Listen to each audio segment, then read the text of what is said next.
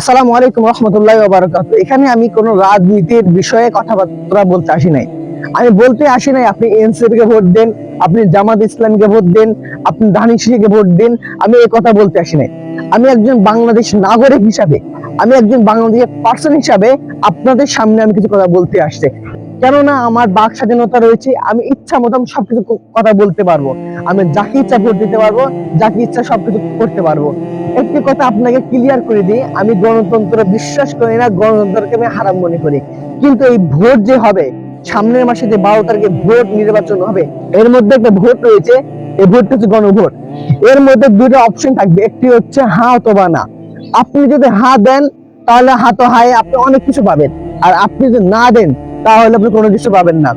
হ্যাঁ দিলে পারে, আমার কাছে মনে হয়, আমার নিজের থেকে মনে হয় হ্যাঁ দিলে পারে ভালো হবে। কেননা জুলাই সনদটি যাদের কারণে আমরা এত সুন্দর একটা বাংলাদেশ পেলাম, জুলাই সনদটি বাস্তবায়ন হয়ে যাবে এবং আমরা ইচ্ছা মতন বাক স্বাধীনতার কথা বলতে পারবো।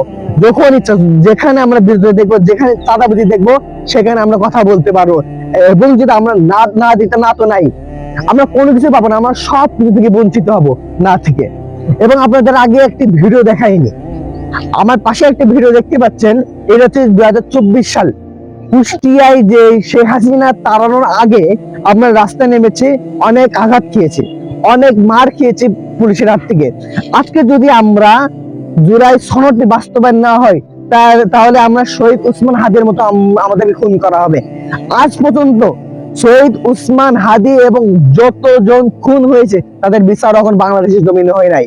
আর যদি আমরা নাতে ভোট দিই, তাহলে শহীদ উসমান হাদি কেন, প্রত্যেকটা যারা খুন হয়েছে, তারা নিপীড়ন রয়েছে, তারা নির্যাতন হয়েছে, তারা যে ভোটটি রয়েছে, এই ভোটটি ভেবে চিন্তে দেবেন। আপনি যদি বাংলাদেশকে চাঁদা মুক্ত করতে চান, আপনি যদি বাংলাদেশকে একটি স্বাধীন হিসাবে দেখতে চান, আপনি যদি চান বাংলাদেশে সব সামাজিক হিসাবে সবাই চলবে, যেন কেউ ঘুষ খাবে না, কেউ সুদ খাবে না, বাংলাদেশের মানুষ একজন ভালোভাবে চলাফেরা করবে, বাংলাদেশে কোনো দল বাংলাদেশের উপর নির্যাতন করবে না, বাংলাদেশের কোনো দল কোনো জনগণের উপর কোনো চাপিয়ে দেবে না, আপনি ভোট দেন, তাহলে আপনি অনেক সুখ সুবিধা পাবেন। ইন্টারনেট যেমন বিগত শেখ হাসিনা আমলে ইন্টারনেট বন্ধ করে দিয়েছিল, কিন্তু সে ইন্টারনেট বন্ধ করতে পারবে না। সব থেকে গুরুত্বপূর্ণ বিষয় হচ্ছে, একজন প্রধানমন্ত্রী 10 বছরের বেশি থাকতে পারবে না এবং আপনার ইচ্ছা মতো সব জায়গায় কথা বলতে পারবেন। যেখানে চাঁদাবাজি হচ্ছে ওখানে আপনি কথা বলতে পারবেন, যেখানে অন্যায় হচ্ছে আপনি ওখানে কথা বলতে পারবেন, এটা আপনার ইচ্ছা। অতএব আপনার কাছে আপনার আবেদন এই যে, উত্তর বিষয়টি বিবেচনা করবেন।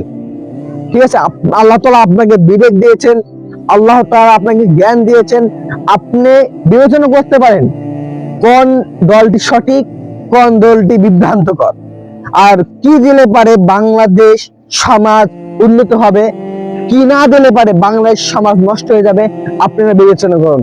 কেননা আল্লাহ তাআলা আপনার আমাদের জ্ঞান দিয়েছেন, আল্লাহ তাআলা আপনাকে মূর্খ বানান নাই। অতএব আপনি চেষ্টা করুন, আপনি চিন্তা করুন, আপনার আমাদের চিন্তা করুন, আপনি হা ভোট দেবেন না ভোট দেবেন। আমি একজন বাংলাদেশ নাগরিক হিসাবে, বাংলাদেশ এক পার্সন হিসাবে আমি বলতে চাচ্ছি, আপনি গণভোটে হা দেন। হা দিলে পরে আপনি অনেক কিছু পাবেন, আর যদি আপনি না দেন তাহলে আপনি কোনো কিছু পাবেন না, বেকার কোনো কিছুই পাবেন না। আপনাকে বলছি, আপনি হা দেন, আপনার ইচ্ছা। আমি আপনার উপর চাপিয়ে দিচ্ছি না, আমি আপনাকে বলছি না আপনি এনসিপি তে ভোট দেন, আপনি জামাত ইসলামে ভোট দেন, আমি কোনো কিছু বলছি না। আমি বলছি আপনার যে গণভোট রয়েছে, এই গণভোটের মাধ্যমে হা অথবা না আছে আপনার ইচ্ছা। আমার কাছে যদি কেউ জিজ্ঞাসা করতে আসেন, ভাই আমি হাতে ভোট দেবো না নাতে ভোট দেবো, আমি তাদেরকে বলবো আপনি হাতে ভোট দেন।